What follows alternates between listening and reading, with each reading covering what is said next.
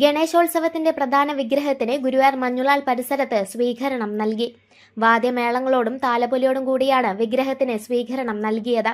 തുടർന്ന് ഗുരുവായൂർ ക്ഷേത്രത്തിന്റെ കിഴക്കേനടയിൽ വിഗ്രഹം സ്ഥാപിച്ചു.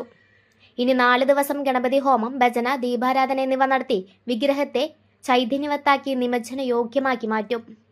പ്രധാന ഗണേശ വിഗ്രഹത്തിനു മുൻപിൽ ഭക്തജനങ്ങൾക്ക് മുട്ടിറക്കുന്നതിനും മറ്റു വഴിപാടുകൾ നടത്തുന്നതിനും സൗകര്യമുണ്ട്.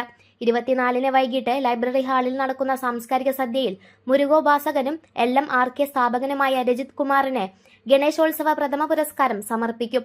മുൻ മിസോറാം ഗവർണർ കുമ്മനം രാജശേഖരനാണ് പുരസ്കാരം സമർപ്പിക്കുക. സാംസ്കാരിക സദ്യ അയ്യപ്പ സേവാ സമാജം ദേശീയ ഉപാധ്യക്ഷൻ VK വിശ്വനാഥൻ ഉദ്ഘാടനം ചെയ്യും.